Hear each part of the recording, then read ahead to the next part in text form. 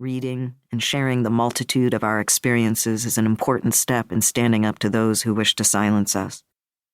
I've nothing new or profound to say, nothing that hasn't been said before, but I know books have helped me, saved me even, so perhaps this can help someone feel less alone, seen, no matter who they are or what journey they are on. Thank you for wanting to listen to mine. This world has many ends and beginnings. A cycle ends, will something remain? Maybe a spark, once so bright, will bloom again. Beverly Glenn Copeland, A Song in Many Moons.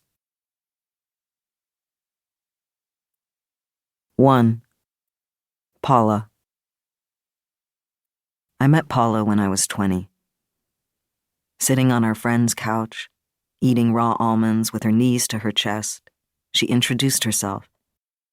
I'm Paula. The sound of her voice radiated warmth, a kindness. It wasn't so much that her eyes lit up, but that they found you. I could feel her looking. We went to Reflections. It was the first time I'd been to a gay bar, and would be my last for a long time. I was a miserable flirter, flirting when I didn't mean to, and not when I wanted to. We stood close, but not too close. The air so thick, I was swimming in it. That summer, we took a friend's boat to an empty island to camp. We did mushrooms around fires and cooked salmon wrapped in tinfoil. Stars pulsating, reaching, as if forming sentences. Mushrooms always made me cry, but she loved them. Eventually, my anxious tears turned to joy. I envied the self-assurance in her body. We danced on the beach. A guitar was being strummed. We took turns playing shitty covers. I had just returned from a month-long trip in Eastern Europe, backpacking with my childhood best friend Mark. We began in Prague and took the train to Vienna, Budapest, Belgrade, and Bucharest. We stayed in hostels, except for one day in Bucharest when Mark was so ill that we got a hotel room with air conditioning. I bought individually wrapped cheese slices from the store and put them in the small freezer of the small hotel room's small fridge. We waited as they became cold, and I pressed damp cloths on the back of his neck and along his spine. When the cheese slices were frozen, I placed them all over Mark's body, and that seemed to help a bit. The room had a jacuzzi, and we sat in it without filling it up, and flipped through the television channels, landing on a porno that incidentally also took place in a jacuzzi. Mark ate the cheese. This was before smartphones, navigating trains, hostels, men, all with one guidebook. We would go to internet cafes to send a message home. Hey, we are alive. I would email Paula, yearning for her.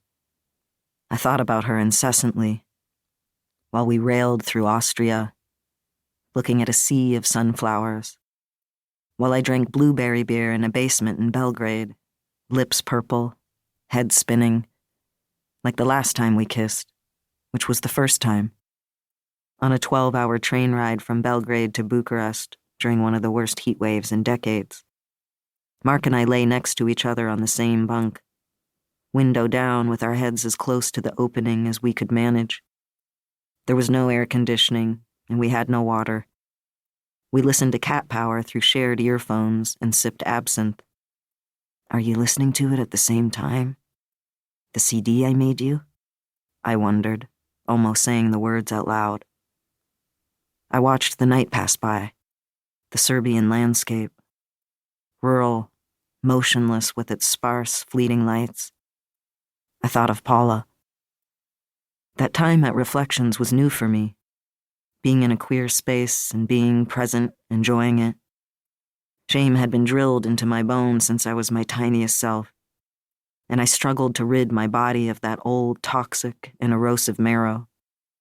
But there was a joy in the room. It lifted me, forced a reaction in the jaw, an uncontrolled, steady smile.